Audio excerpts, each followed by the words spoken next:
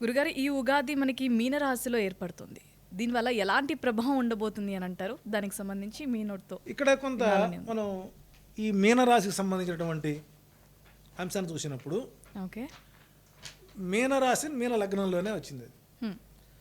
ఈ లగ్నంలో రవి, చంద్రుడు, బుధుడు, శుక్రుడు, రాహు. ఇక్కడ 5 డిఫరెంట్ ప్లానెట్స్. దీన్ని గ్రహ యుద్ధము అంటారు. గ్రహమేలాపం. ఒక మనిషికి వివాహం చేసుకోవడానికి మన గణకూటమి చూస్తాం.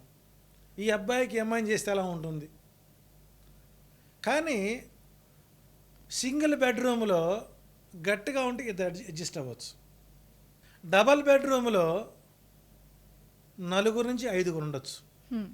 కానీ ఇక్కడ సింగిల్ బెడ్రూమ్ అయినటువంటి మీనరాశిలో 5 గ్రహాలు చేరినప్పుడు మనం వాటి సయోధ్య ఎలా ఉంటుంది అనుకుంటాం. కాబట్టి మీనరాశిలో ఏర్పడినటువంటి ఈ 5 గ్రహాలు రవి, చంద్ర, బుధ, శుక్ర, రాహువులు. పోనీ రవి, చంద్ర, బుధ, శుక్రులు అనుకుందాం. దాంతోపాటు రాహువు చేరాడు. కష్టమే. రాహువు సొంత ఇల్లు లేదు, ఈజ్ అ టెనెంట్. ఓకే. ఉన్నత 4 పైన ఇంకో ఆయన. పోనీ అసలు రాశ్యాధిపతి గురుడిని తీసుకెళ్ళి ఎక్కడ బారేశారు? తీసుకెళ్ళి వృషభ రాశిలో కూర్చున్నాడు, పోయి పక్కన నెట్టేశారు. కుజుడిని తీసుకెళ్ళి మిథున రాశిలో పెట్టారు. అంటే గురు, కుజ, కేతువులు బయట ఉన్నారు, మిగిలిన గ్రహాలు మొత్తం మీ రాశిలో ఉన్నాయి. ఈ రాశి కూటములో 2 వర్గాలు ఉంటాయి. ఒకటి దైవ వర్గము, రెండోది రాక్షస వర్గము. అంటే అలా ఉండటం వల్ల మంచి జరుగుద్ది అంటారా, చెడు ఎక్కువగా జరుగుద్ది అంటారా? దైవ వర్గంలో ఉన్నప్పుడు మంచిది, మనకు కొంత ధైర్యం కలుగుతుంది. ఓకే. సో నేను మన వెనక దైవం ఉంది, మనం చెయ్యొచ్చు అని. మొత్తం రాక్షసులతో చేరితే ఇంకా సంవత్సరం ఎలా ఉంటుంది? అందులో బుధుడు తిరోగమనంలో ఉన్నాడు, మళ్ళీ ప్లానెట్ మారతాడు. రాహువు, సూర్యుడు, చంద్రుడు, శని మరియు శుక్రుడు కూడా తిరోగమనంలో ఉంటారు. మీనంలో కుజుడు, మిథునంలో వృషభంలో బృహస్పతి, కన్యారాశిలో. సో టోటల్గా ఈ సంవత్సరం ఎలా ఉంటుందంటే కన్ఫ్యూజ్ వాతావరణమే కొనసాగుతుంది. అంటే ఏది వాస్తవమో, ఏది అవాస్తవమో, ఏది నమ్మాలో, ఏది నమ్మకూడదో, ఎవరిని నమ్మాలో, అంటే పూర్తిగా ఎలా ఉంటుందంటే తిలకాష్ట మహిష బంధనము అంటారు.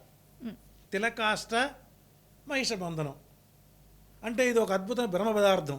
సో ఈ సంవత్సరం ఏదో అద్భుతాలు జరుగుతాయి అనుకుంటే అది అబద్ధమే. మనం చాలా పబ్లిక్కి మనం చెబుతూ చాలా ఓపెన్గా చెప్పాలి. ఆధైర్యపడద్దు, విశ్వాసాన్ని కోల్పోవద్దు.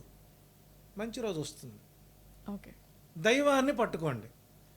కష్టమైనా నష్టమైనా అతన్నే పట్టుకోండి. ఇక్కడ ప్రధానంగా ఈ సంవత్సరం సూర్యుడు రాజయ్యాడు, మంత్రి మేఘాధిపతి అయ్యాడు, ఆయనే దానికి కూడా అర్ఘ్యాధిపతి మేఘాధిపతి ఆయనే, వర్షానికి అధిపతి ఆయనే, రాజు ఆయనే. రాజు, మంత్రి, మేఘాధిపతి, వర్షాధిపతి.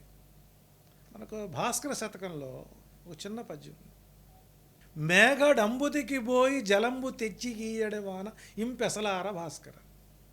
మేఘాన్ని ఈయన సృష్టించుకోవాలి, తానే మళ్ళీ సముద్రం మీదకి వెళ్ళాలి, తానే ఆ నీటిని గ్రహించాలి, మళ్ళీ తెచ్చి ఆ నీటిని వర్షించాలి. రాజు నీవే, నీ పోర్ట్ఫోలియో మొత్తం నీ హ్యాండ్ ఓవర్లో ఉంటుంది. పోనీ మంత్రి పదవి వరకు ఇచ్చావా, అది నీ దగ్గరే పెట్టుకున్నావు.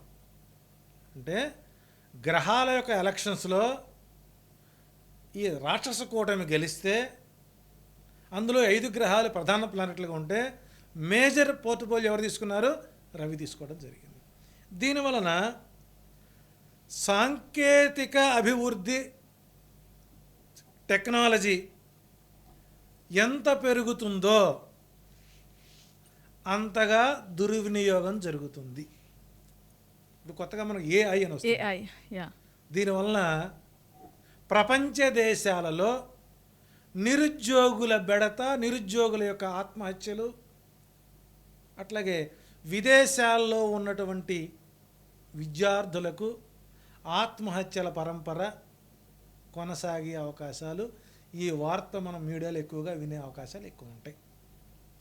తానే రాజు మంత్రి అవ్వడం వలన గత ప్రభుత్వాలు తీసుకున్న అటు సెంట్రల్ కానీ స్టేట్స్లో కానీ ఓవరాల్గా ఇది అవి పర్టికులర్గా ఆంధ్ర తెలంగాణ అని చెప్పలేము, ఎదురు దెబ్బలు తిరిగే అవకాశాలు ఎక్కువ ఉన్నాయి.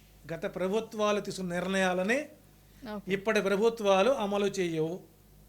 రాజుగా రవి ఉండటం వలన అనేక దేశాలతో ఇంక్లూడింగ్ ఏషియన్ కంట్రీస్ కూడా యుద్ధ వాతావరణం అనేటువంటిది నెలకొనే అవకాశం ఎక్కువగా ఉంటుంది.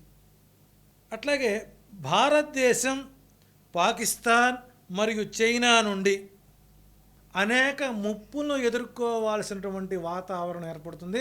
మళ్ళీ సర్జికల్ స్ట్రైక్ వైపు మళ్ళీ వెళ్ళే అవకాశాలు ఎక్కువ ఉంటాయి. అట్లాగే ఆఫ్లైన్ ఆన్లైన్లో నేరాలు పెరిగిపోతూనే ఉంటాయి. పోలీసులు అనేక కేసులు పరిష్కరించగలుగుతారు, కానీ ఏఐ వలన ఎలాంటి ప్రయోజనం కలగదు అని చివరికి అది కనిపెట్టిన సాంకేతిక నిపుణులే తలలు బాదుకునే పరిస్థితి. అంటే ఏఐ కూడా డూప్లికేట్ వర్షన్ కూడా వచ్చేటువంటి అవకాశాలు ఎక్కువగా ఉంటాయి.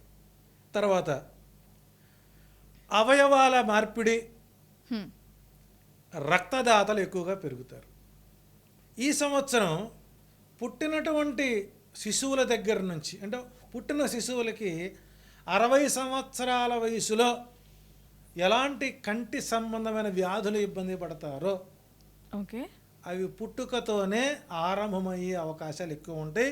బా. దానికి కారణం ఏమిటంటే శుక్రరాహువులు చంద్రశుక్రుడు మీనరాశిలో ఉండటం వలన ఒక రకమైనటువంటి వైరస్ కంటికి సంబంధించినటువంటి వ్యాధిగ్రస్తులు ఈ సంవత్సరం ఎక్కువగా కనబడే అవకాశాలు ఎక్కువ ఉంటాయి. దీని మీద కేంద్రం కూడా ఒక కమిటీని వేసి దీనిపై నిజ నిర్ధారణకు ఇస్తూ WHO నుంచి కూడా మనకు కొన్ని ఆదేశాలు వచ్చే అవకాశాలు ఎక్కువ ఉంటాయి.